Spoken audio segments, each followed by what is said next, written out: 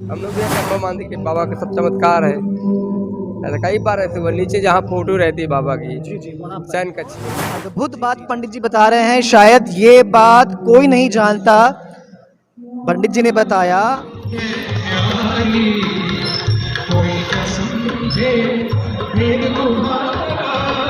सच्चिदानंद सदगुरु साईनाथ महाराज की जय।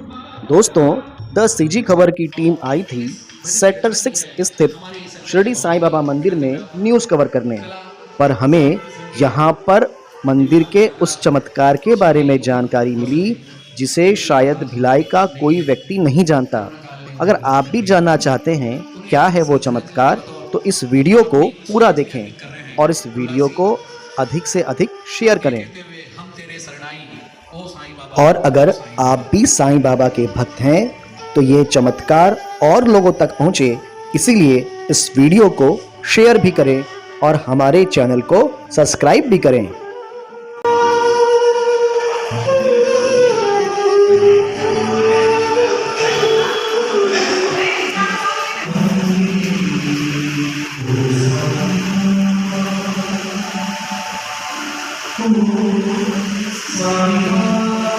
दोस्तों, आप देख रहे हैं द सीजी खबर। दोस्तों, हम आए हुए हैं भिलाई स्थित सेक्टर 6 में साईं मंदिर में। ये साईं मंदिर केवल भिलाई के वासी नहीं जानते, इसको पूरा छत्तीसगढ़ और लगभग आधे भारत के लोग जानते हैं। अगर भिलाई में कोई भी व्यक्ति घूमने आता है, किसी परिचित के आता है या किसी संप्रदाय का हो, पर वो भिलाई स्थित इस सेक्टर 6 के साईं मंदिर में ज़रूर आता है। ऐसा माना जाता है कि सभी की मनोकामना यहाँ पूरी होती है। आज विशेष कारण इस मंदिर में आने का यह है कि आज यह मंदिर बना रहा है अपना 38वां स्थापना दिवस। एक बहुत छोटे रूप से स्टार्ट हुआ यह मंदिर आज एक भव्य मंदिर है, और केवल मंदिर ही नहीं है, इसके साथ एक भवन भी है जिसको विवाह के लिए उपलब्ध कराया जाता है। सभी सुविधाओं से उपलब्ध भवन है। हम बात करेंगे यहाँ के पुजारियों का, समिति के सदस्यों का और यहाँ आने वाले भक्तों से कि आखिर आस्था इतनी क्यों प्रगाढ़ होती जा रही है। तो बात करते हैं साईं राम। तो यहाँ मंदिर में आप कब से आते हैं? मुझे यहाँ आते हुए करीब करीब हो गया 30-32 साल हो गया यहाँ आते हुए। 30-32 साल? हाँ जी। तो जब आप 91-92 से मैं यहाँ पे आ रहा हूँ और उस हिसाब से हो गया करीब 30-32-35 साल करीब हो गया। आज तो कुछ खास दिन भी है। आज खास दिन इस बाबा के प्राण प्रतिष्ठा का दिन है। आज 20 मार्च का दिन रहता है। हम लोग हर साल मनाते हैं उत्सव, तो और अच्छे कार्यक्रम होते हैं। फुल्ली डेकोरेट किया जाता है मंदिर को और काफ़ी लोग इकट्ठा होते हैं वहाँ पे और बाबा का आशीर्वाद लेते हैं। आप 32 साल से यहाँ आ रहे हैं। पहले मंदिर कैसा था, अब मंदिर है, क्या परिवर्तन आया है? पहले हमारा एक अंडरग्राउंड छोटा सा मंदिर था जिसमें बाद में हम लोगों ने इसको निर्माण किया। इनको भी करीब हो गया मेरे ख्याल से 1986 से।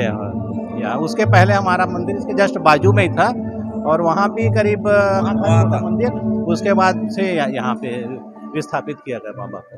तो अभी हम ये भी जानेंगे, हमारे सामने सदस्य हैं, संचालक भी हैं, कि ये समिति इस मंदिर को चलाने में, संभालने में, क्योंकि ये मंदिर आप यहाँ पर आकर देखेंगे सभी प्रकार की सुविधाएं यहाँ पर एक भक्त के लिए होती है। बिल्कुल साफ़ सुथरा मंदिर है। कैसे इस व्यवस्था को बना के रख पाते हैं, तो ये मुझे बताइए आप। यहाँ एक कचरा का कुछ तिनका भी नहीं दिखता और हर प्रकार की सुविधा, हर चीज़ व्यवस्थित है। तो इस व्यवस्था को बनाने में आपको कैसी समस्याएं आती है और किस प्रकार आप इसको मेंटेन कर पाते हैं? व्यवस्था को बनाने के लिए हम लोगों ने, मैं तो यहाँ करीब जुड़ा हुआ, जैसे आपको बताया 30-32 साल से मंदिर आ रहा हूँ, लेकिन करीब 26 साल से कमेटी में भी हूँ मैं। और यहाँ पे व्यवस्था बहुत साफ़ सुथरा काम है ना। व्यवस्था का जैसे आप पूछ रहे हैं, तो व्यवस्था में काफ़ी लोग यहाँ पे लगे रहते हैं। 10-12 लोग हमेशा यहाँ पे काम पे लगे रहते हैं। तो उसके हिसाब से हम देखा जाए तो व्यवस्था के लिए हमारे पास कितने आदमी, करीब 10-12 आदमी होंगे ना। 17 का मैन पावर। ये हमारे करता धरता यही है। मतलब मंदिर में पूरा, मतलब बाबा के बाद में सबसे ज़्यादा जो समय देते हैं हमारे राव जी हैं, है ना। सवेरे शाम दोनों टाइम आएंगे, पूजा पे संभालेंगे। वो जो व्यवस्था बोल रहे हैं वही है, जैसे साफ़ सफाई की व्यवस्था। क्योंकि जो कलेक्शन आता है तो हम लोग तो काम अच्छे से करवा दिए हैं। ग्रेनाइट लगा हुआ है और सारे वॉल पे भी हम लोग टाइल लगाए, काफ़ी साफ़ सुथरा, ताकि क्लीनिंग में सुविधा रहे। उसके बावजूद भी 17 आदमी करीब लगते हैं हमारे यहाँ पे।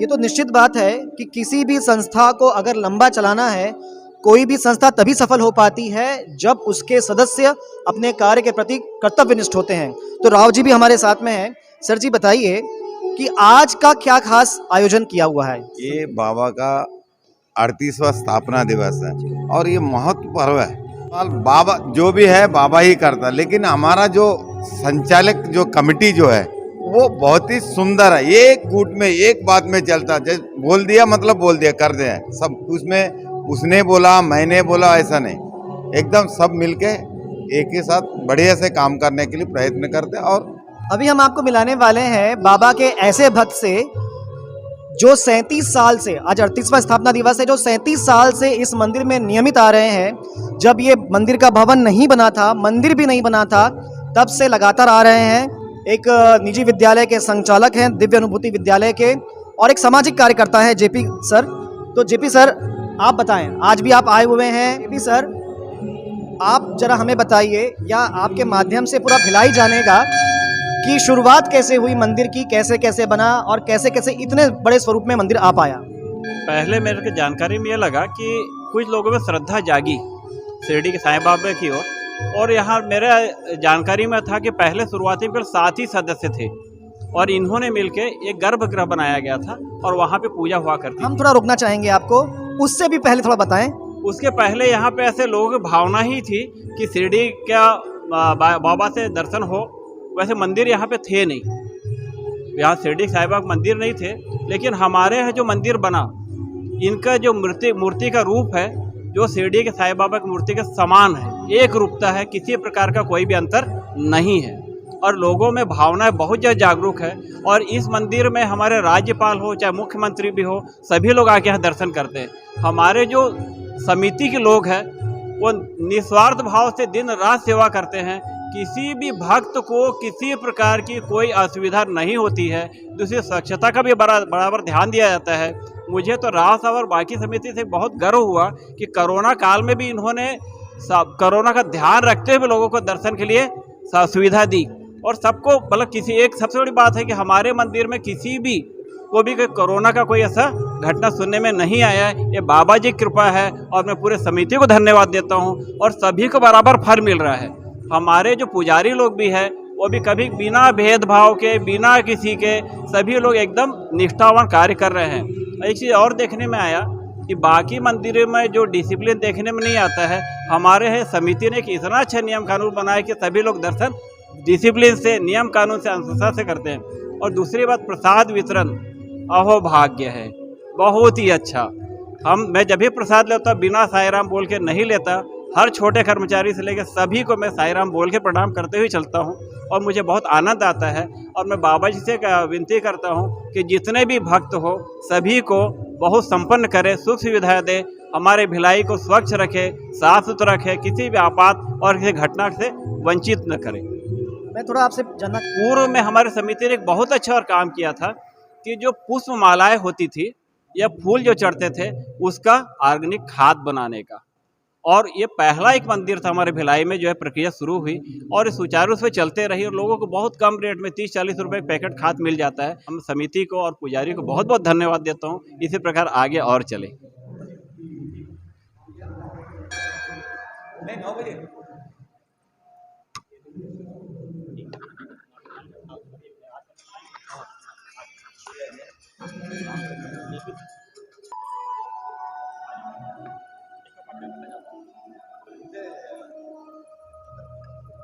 दोस्तों हमारे साथ मंदिर के पुजारी हैं, पंडित जी हैं। हम पहले पंडित जी हम ये जानना चाहेंगे, क्योंकि हमने स्वयं ने भी अनुभव किया हुआ है और हमारे जानने वालों ने, कई लोगों ने अनुभव किया है कि अगर कोई यहाँ पर कुछ मांगता है बाबा से तो उसकी मनोकामना पूरी होती है। तो क्या कभी आपके साथ भी ऐसा कुछ हुआ है? कुछ चमत्कार जी कुछ बताएं पंडित जी। बहुत चमत्कार हमारे पास हुआ है बाबा का। बाबा सभी की मनोकामनाएं पूर्ण करते हैं। रही बात यह है, हम लोग बाबा की जैसे आरती करते हैं और आरती करते करते रास्ते में बुझ जाती है, तो बाबा की नीचे जो फोटो नहीं है वो हम लोग रखते हैं, ऑटोमेटिक वैसे जल जाती है। बाबा में इतनी शक्ति है। कई बार ऐसे हुआ है हमारे साथ में कि नीचे हम लोग जैसे माचिस निकालते जलाने के लिए, जैसे जलाते तो ऑटोमेटिक जल जाती है। ऐसे कई बार हो गई ऐसे। एक बार नहीं, पहले तो बहुत होता था, अभी तो एक बार परसों भी हुआ है ऐसे। दोस्तों एक अद्भुत बात पंडित जी बता रहे हैं, शायद ये बात कोई नहीं जानता। पंडित जी ने बताया कि आरती कई बार अपने आप जल जाती है। जैसे हम लोग यहाँ जाते हैं तो हवा चलती तो बुझ जाती है, कभी कभी रास्ते में बुझ भी जाती है। तो हम लोग जैसे बहुत कई बार जलाना पड़ता, कई बार तो अपने मन से ही जल जाती है। हम लोग जलाने निकालते हैं ऐसे ऑटोमेटिक जल जाती है। हम लोग भी संभव मानते कि बाबा के सब चमत्कार है। ऐसा कई बार ऐसे हुआ, नीचे जहाँ फोटो रहती है बाबा की शयन कक्ष में। जी जी जी जी। पंडित जी एक दिन में लगभग कितने श्रद्धालु आते होंगे, भक्त आते होंगे? बहुत आते हैं, गिनती नहीं रहती। अच्छा आपका जुड़ाव पंडित जी कैसे हुआ इस मंदिर से? आप तो पहले और मंदिरों में भी रहे होंगे, यहाँ आपका? मंदिर में था तो भैया मुझे बुलाए थे वहाँ से आने के लिए कि राव सर जी हैं, भैया से बात करके फिर मुझको यहाँ बुला के रखे हैं। मुझे 18-19 साल हो गए यहाँ। अच्छा पंडित जी, अगर भक्त बाबा की का आशीर्वाद पाना चाहते हैं, बाबा की कृपा पाना चाहते हैं, तो कैसे बाबा की पूजा करनी चाहिए या कैसे अर्चना करनी चाहिए कि जल्द से जल्द उनकी मनोकामना पूरी हो? बाबा के जो मन श्रद्धा में भाव रखते हैं और जो बाबा को मन से मानते हैं, उनकी सभी की मनोकामनाएं पूर्ण होती है। ऐसा नहीं है कि जिसकी न पूर्ण हो, सभी की पूजा होती है, मनोकामना सभी पूर्ण हो जाती है। कुछ उपवास या कोई व्रत करना या कुछ पारायण करना, ऐसा कुछ करना होगा क्या? बाबा का व्रत रहता है यहाँ 1, 9, 5, 11 या 21 गुरुवार व्रत करते, फिर उसका उद्यापन करते हैं। बहुत से लोग हैं जो मन्नत मान के बाबा के पीपल के झाड़ में बाबा का मन्नत बांधते हैं, उससे भी बहुत लोगों का मनोकामनाएं पूर्ण हो जाती है। बहुत ऐसे भक्त हैं जो बहुत लोग की पूर्ण हुई यहाँ। धन्यवाद पंडित जी। तो दोस्तों इस मंदिर में आप कई बार आ चुके हैं, पर आज जो जानकारी हमें भी मिल रही है और आपको हमारे माध्यम से मिल पाएगी, बहुत विशेष जानकारी है। एक तो पंडित जी ने बताया कि कई बार ऐसा देखने में आया है जो जोत जो आरती बुझ जाती थी कई बार अपने आप जल जाती है। और पंडित जी ने ये भी बताया कि अगर कभी नीचे जो बाबा की मूर्ति है वहाँ अगर जोत जलाना भूल जाएं तो वो जोत भी अपने आप जल जाती है। बदलो साई मेरी काया मोह माया बमक टोले मेरी नैया तू ही बन जा इस